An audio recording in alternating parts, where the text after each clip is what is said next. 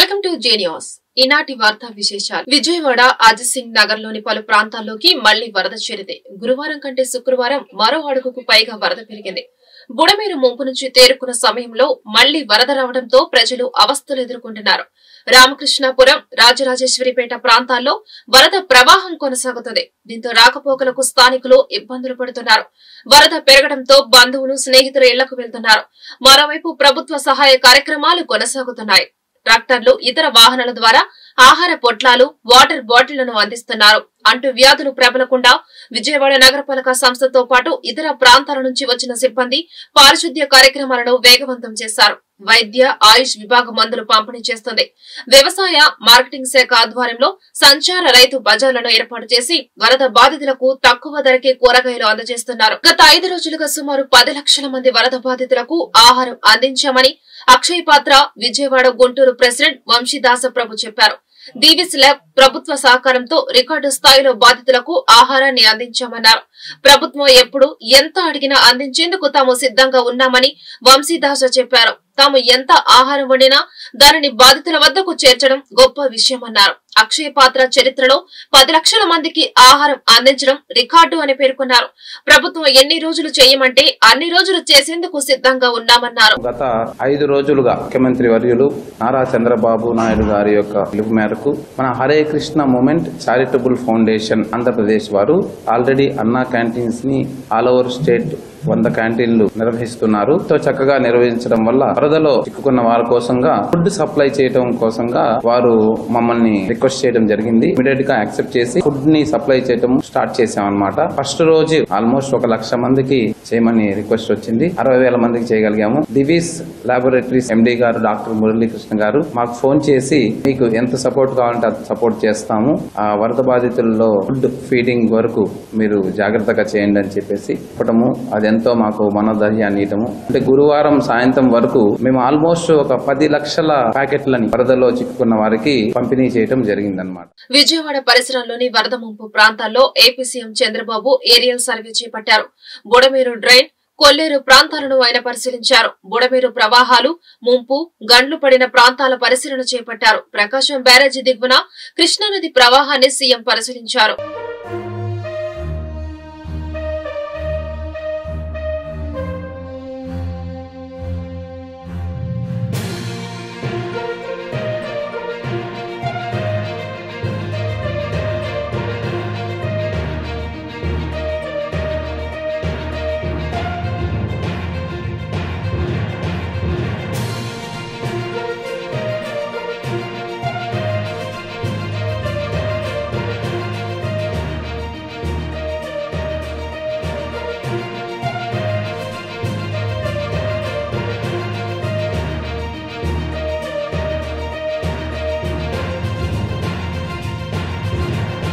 కృష్ణా జిల్లాలోని వరద ప్రభావిత ప్రాంతాల్లో కేంద్ర మంత్రి శివరాజ్ సింగ్ చౌహాన్ పర్యటించారు.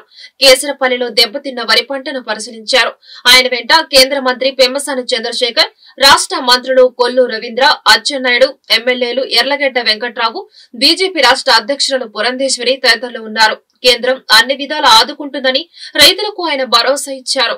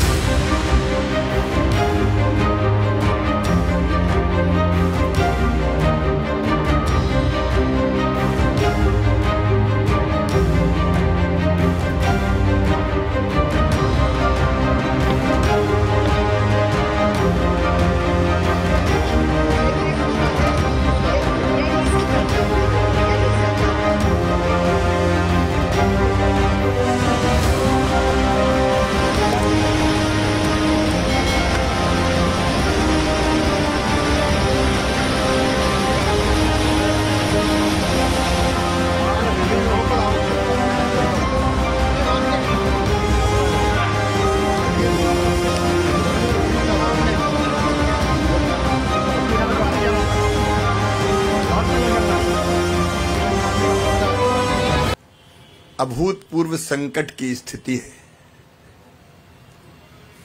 ऐसा पहले कभी देखा नहीं गया।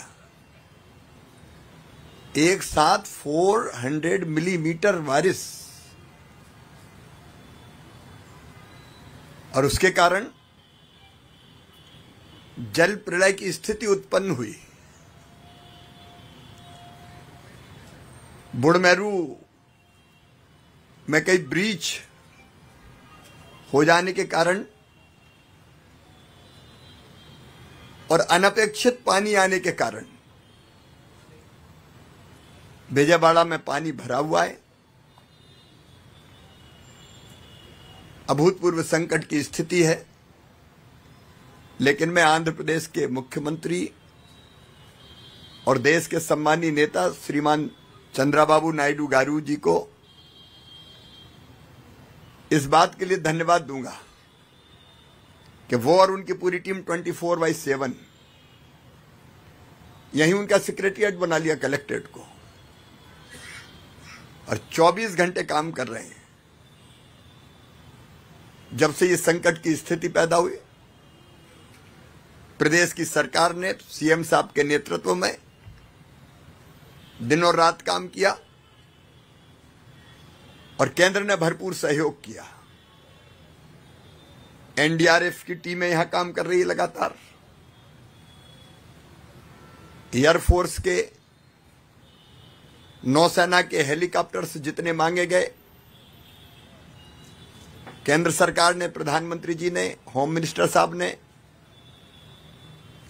उनको भेजने का काम किया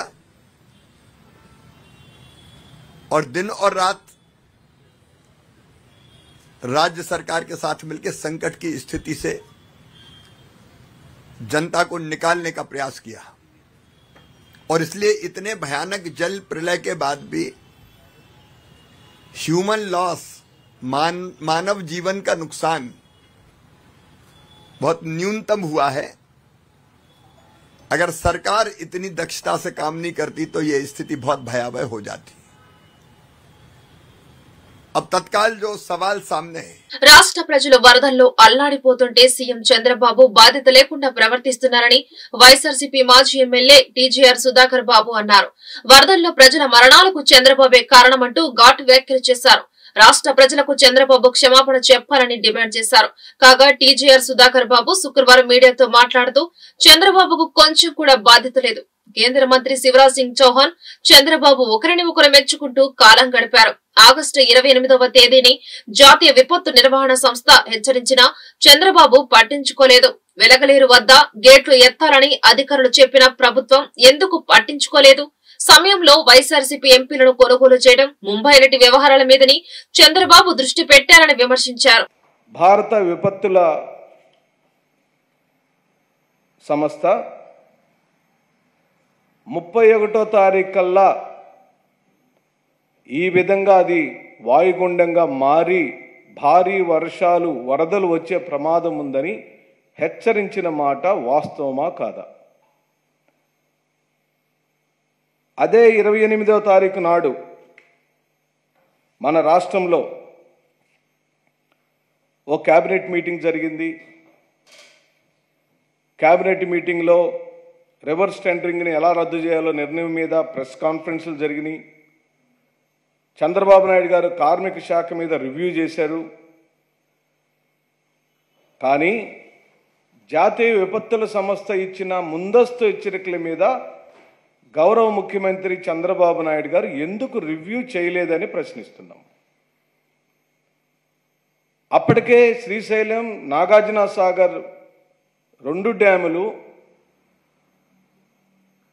నీటి మట్టంకి సరిపడా నీటి నిల్వలు ఇప్పటికే ఉండినప్పుడు, పైనుంచి వరదలు వస్తున్నప్పుడు వాళ్ళు గేట్లు ఎత్తితే కృష్ణానదిలోకి నీళ్ళు వస్తే ఎందుకు బ్యాక్ వాటర్ మెకానిజం మీరు చేయలేదని చెప్పి అడుగుతున్నాం. క్వశ్చనింగ్ ఏర్పాట్లు ఎందుకు చేయలేదని అడుగుతున్నాం. బుడమేరు నుంచి గేట్లు ఎత్తే కార్యక్రమం 31వ తారీఖు నాడు చేస్తాము అని బుడమేరు డిఈ సంబంధిత కలెక్టర్లకు, ఎంఆర్ఓలకు చెప్పిన మాట నిజమా కాదా? సరిగ్గా డిఈ ఇచ్చిన సమాచారం మేరకు కలెక్టర్ కానీ, ఎంఆర్ఓలు కానీ 20 గంటల సమయం ఉండినప్పుడు 20 గంటల సమయంలో విజయవాడ పరిసర ప్రాంతాల్లోని బుడమేరు పరివాహక ప్రాంతంలో నివాసం ఉంటున్న అమాయకులైన ప్రజలకు మీరు ఎందుకు ముందస్తు సమాచారాన్ని ఇవ్వలేదని ప్రశ్నిస్తున్నాం. ఇది నీ వైఫల్యం కాదా చంద్రబాబు నాయుడు గారు? సరిగ్గా కేంద్ర విపత్తుల సంఘం ఇచ్చిన సమయంలోనే మీరు ఇక్కడ ఏం చేస్తున్నారండి? గుంటూరు జిల్లాలో జరుగుతున్న దారుణ హత్యలు ప్రజలను భయాందోళనకు గురి చేస్తున్నాయి. ఈ నేపథ్యంలో వరుస హత్యలు చేస్తున్న మహిళల ముఠాను తాజాగా పోలీసులు అరెస్టు చేశారు. అప్పులు ఎగ్గొట్టేందుకు మహిళలు ఈ హత్యలు చేస్తున్నట్లు నిర్ధారించారు. ఈ అరెస్టు వివరాలను జిల్లా ఎస్పీ సతీష్ కుమార్ శుక్రవారం మీడియాకు వెల్లడించారు.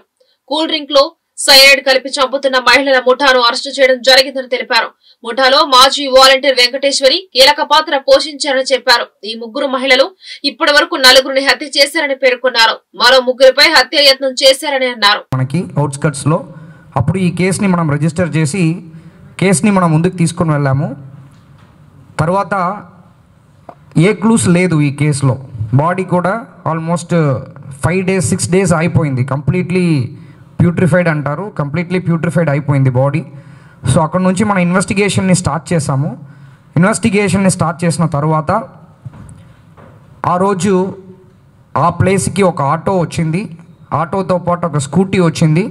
దాంట్లో 3 అమ్మాయిలు వచ్చారు, లేడీస్ వచ్చారన్నది మనకి క్లూ బ్రేక్ అయింది. దాంట్లో ఆ డెడ్ బాడీ దొరికినది కూడా ఒక లేడీ సంబంధించిన డెడ్ బాడీ. సో కాబట్టి వచ్చిన 3 లేడీలో ఒకరు డెత్ అక్కడ అయ్యారు, ఇద్దరు వెనక్కి వెళ్ళిపోయారన్నది మనకి క్లారిటీ వచ్చింది. అలాగా మన ఇన్వెస్టిగేషన్ చేస్తుండగా మునగప్ప రజ్జని 40 years మనకి యాడ్ల లింగయ్య కాలనీ కట్టవరం రోడ్డు తెనాలి. తర్వాత ముడియాల వెంకటేశ్వరి వాళ్ళు 32 years వాళ్ళు కూడా తెనాలి. తర్వాత గొంటు రమణమ్మ 60 సంవత్సరాలు. వీళ్ళు ఈ వెంకటేశ్వరికి తల్లి. యాక్చువల్లీ వీళ్ళు 3 పాత్రలు దీనిలో ఉన్నట్టు మనం ఐడెంటిఫై చేయడం జరిగింది. మర్డర్ కూడా ఎలాగా చేస్తారంటే బ్రీజర్ అంటారు. బ్రీజర్ అంటే ఆల్కహాల్ కంటెంట్ చాలా తక్కువ ఉంటాయి, ఈవెన్ లేడీస్ కూడా తాగుతుంటారు. దానిట్లో సైనైడ్ని కలిపి అక్కడ 3 తాగుతున్నారో ఆవిడకి ఎవరు అక్కడ చనిపోయారో దానికి బ్రీజర్లో కలిపి సైనైడ్ని కలిపి ఇవ్వడం జరిగింది. వాళ్ళిద్దరూ ఆవిడ తాగేసి చనిపోయిన తర్వాత ఇద్దరు వదిలేసి వచ్చేస్తారు. అది అవుట్స్కట్స్ కాబట్టి ఎవరు చూడట్లేదు. తర్వాత వాళ్ళ అబ్బాయి మనకి నా తల్లి కనిపించట్లేదు 2-3 days కానీ చెప్పిన తర్వాత మన స్టేషన్కి వచ్చి కంప్లైంట్ ఇవ్వడం, దాన్ని బేస్ చేసుకుని ఆ బాడీ దొరకడం, దాన్ని కూడా కనెక్ట్ చేసుకుని మన ఇన్వెస్టిగేషన్ స్టార్ట్ చేయడం జరిగింది. దీంట్లో ఈ సైనైడ్ ఎవరు ఇచ్చారో కృష్ణ అలియాస్ బిల్లా. ఈ సైనైడ్ అనేది మన గోల్డ్ షాప్లో సైనైడ్ వాడుతుంటాము. వాళ్ళు ఈ పంది కుక్కలకి ఎక్కువ అయిపోయింది, దానికి కావాలని చెప్పేసి కొంచెం తీసుకున్నారు 2 times. వాళ్ళ ఫ్రెండ్ గోల్డ్ షాప్ ఉంది, అక్కడ నుంచి ఈ సైనైడ్ దొరికింది. దాన్ని వీళ్ళకి 2 times 4,000కి ఇచ్చారు. ఎవరు మర్డర్ చేశారో వాళ్ళకి ఇచ్చారు. అంటే గుంటూరు పశ్చిమ నియోజకవర్గ పరిధిలో నిరుద్యోగం అనే పదాన్ని రూపుమాపడమే తమ లక్ష్యమని ఎమ్మెల్యే గళ్లా మాధవి స్పష్టం చేశారు. హెచ్ఆర్ కంపెనీ సహకారంతో ప్రతి ఒక్కరికి ఉద్యోగం కల్పించేందుకు కృషి చేస్తామన్నారు. ఈ ఉద్యోగ కల్పనలో మహిళలకు అధిక ప్రాధాన్యత ఇస్తామని పేర్కొన్నారు. నెలాఖరులోగా మెగా జాబ్ మేళా ఏర్పాటు చేస్తున్నామని వెల్లడించారు. శుక్రవారం ఎమ్మెల్యే కార్యాలయంలో ఏర్పాటు చేసిన మీడియా సమావేశంలో ఎంప్లాయ్మెంట్ సేల్ గుంటూరు పశ్చిమ పేరుతో క్యూఆర్ కోడ్ ఉన్న బ్రోచర్ ను ఎమ్మెల్యే గళ్లా మాధవి, కోవెలమూడి రవీంద్ర, జనసేన పార్టీ రాష్ట్ర ప్రధాన కార్యదర్శి బోనబోయిన శ్రీనివాస్ యాదవ్, బీజేపీ జిల్లా అధ్యక్షులు వనమా నరేంద్ర, టీడీపీ నగర అధ్యక్షులు డేగల ప్రభాకర్, హెచ్ఆర్ కంపెనీ ప్రతినిధి కార్తిక్ ఆవిష్కరించారు. ఈ సందర్భంగా గళ్లా మాధవి మాట్లాడుతూ ఫ్రీ ఆఫ్ కాస్ట్ తో నిర్వహించే ఈ జాబ్ మేళాను అందరూ సద్వినియోగం చేసుకోవాలన్నారు. ఈ జాబ్ మేళా ప్రతి నెల నిర్వహిస్తామన్నారు. అలాగే విజయవాడ వరద బాధితులను ఆదుకునేందుకు స్వచ్ఛంద సంస్థలు, దాతలు ముందుకు రావాలని పిలుపునిచ్చారు.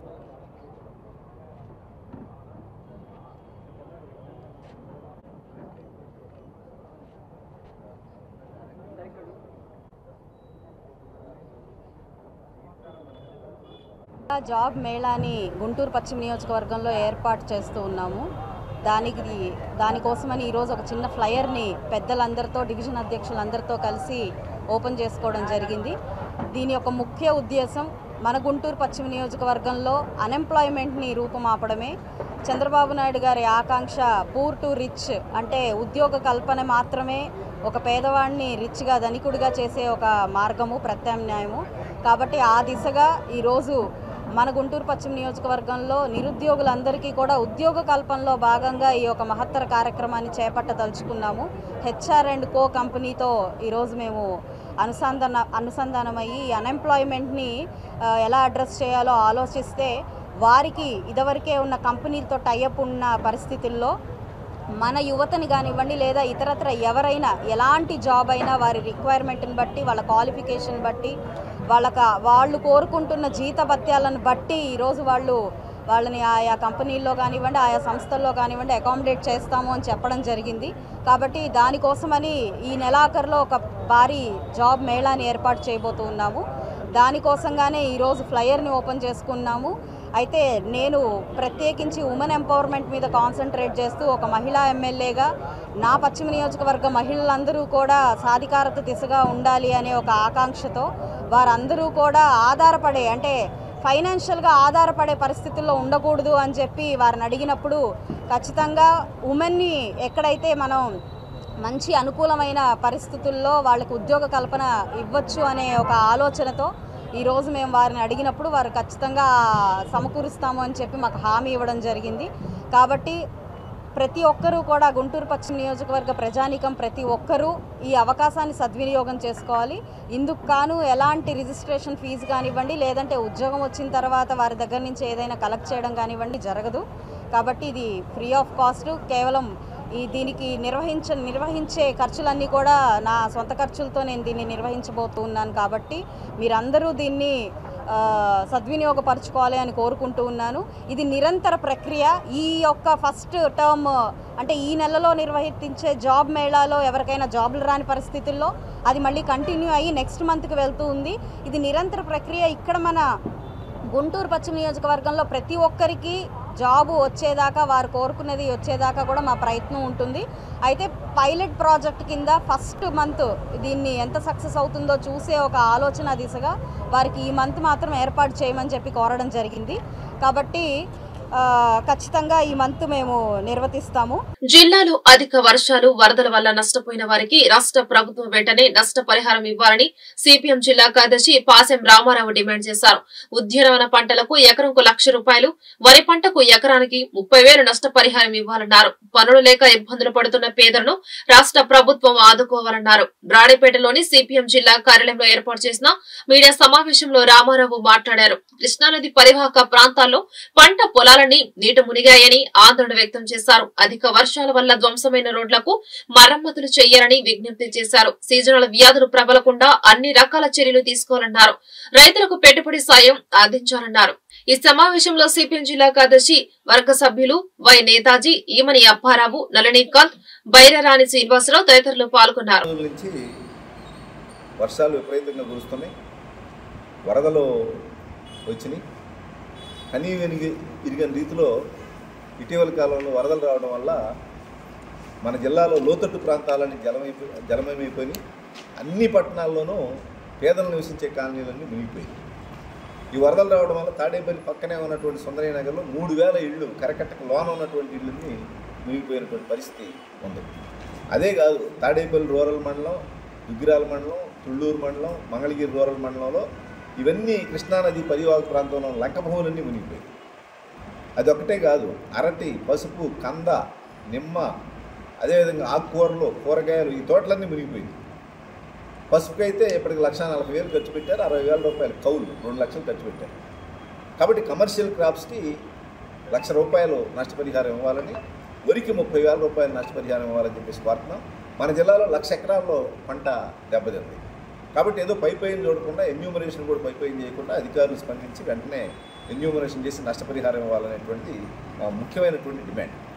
రెండోది, ఇళ్ళు ఎప్పటి నుంచో సంపాదించుకున్నటువంటి డబ్బులు, ఇంట్లో వస్తువులు కొనుక్కొని ఉన్నటువంటి ఇళ్ళు మొత్తం మునిగిపోయింది. తాడేపల్లి ప్రాంతంలో, ప్రధానంగా కృష్ణానది పరివాహక ప్రాంతంలో వాళ్ళు మళ్ళీ ఆ ఫ్రిడ్జ్లు, వాషింగ్ మిషన్లు ఇట్లాంటివన్నీ కొనుక్కోవాలంటే చాలా ఇబ్బందులు పడేటువంటి పరిస్థితి. దానికి తోడు ఇప్పటికి వారం రోజుల నుంచి పనులు లేవు, ఇంకో 10 రోజులు కూడా పనులు పోరు. మరి వాళ్ళకి ఎట్లా బ్రతకాలా? ప్రభుత్వం ఏదో బియ్యం ఇచ్చి చేతులు దుక్కుకోవడం కాకుండా వెంటనే వాళ్ళకి నగదు రూపంలో కూడా సహాయం చేయకపోతే వాళ్ళు బ్రతికేటువంటి పరిస్థితి కాదు. వెంటనే చేయాలి. రోడ్లు 100 కిలోమీటర్ల రోడ్లు ధ్వంసమైనవి. అదేవిధంగా ఆ ధ్వంసమైనటువంటి రోడ్లు కూడా వేయాల్సిన అవసరం ఉంది. చంద్రబాబు నాయుడు గారు పంట సహాయం చేస్తానని చెప్పాడు. పెట్టుబడి సహాయం ప్రతి ఎకరానికి 20,000 ఇస్తా అన్నాడు. ఆ 20,000 రూపాయలు ఇప్పుడు ఇస్తే ఉపయోగం. రైతు భరోసా కేంద్రాల ద్వారా విత్తనాలు, ఎరువులు వాటిని అందుబాటులో ఉంచితే ఉపయోగకరంగా ఉంటుంది. కాబట్టి వీటన్నింటిని దృష్టిలో పెట్టుకుని ప్రభుత్వం లండన్ వెళ్లేందుకు ఎన్ఓసీ ఇవ్వాలని ఆదేశించారంటూ వైసీపీ అధినేత జగన్ దాఖలు చేసిన పిటిషన్ పై హైకోర్టు విచారణ జరిపింది. జగన్ లండన్ టూర్ కు సిబిఐ కోర్టు ఇప్పటికే అనుమతి ఇచ్చిందని ఆయన తరపు న్యాయవాది వాదనలు వినిపించారు. సిబిఐ కోర్టు అనుమతి ఇచ్చిన తర్వాత ప్రజా ప్రతినిధుల కోర్టు షరతులు విధించిందని హైకోర్టుకు తెలిపారు. ఈ విధంగా షరతులు విధించడం సరికాదన్నారు. ఎన్ఓసీ ఇచ్చేలా ఆదేశాలు ఇవ్వాలని కోరారు. జిల్లా పరిషత్ చైర్పర్సన్ హెనీ క్రిస్టినా తెనాలి మండలంలోని విస్తృతంగా పర్యటించారు. భారీ వర్షాలు, వరదల కారణంగా దెబ్బతిన్న పంట పొలాలను పరిశీలించారు. ఇంకా వరద ముంపులోనే ఉన్న ఇళ్లను సందర్శించారు. వరద బాధితులను కలుసుకుని వారి సమస్యలను అడిగి తెలుసుకున్నారు. ప్రభుత్వం తరపున పూర్తి స్థాయిలో సహాయ సహకారాలు అందిస్తామని చైర్పర్సన్ స్పష్టం చేశారు. గతంలో ఎన్నడూ లేని విధంగా నష్టం జరగడం బాధాకరమన్నారు.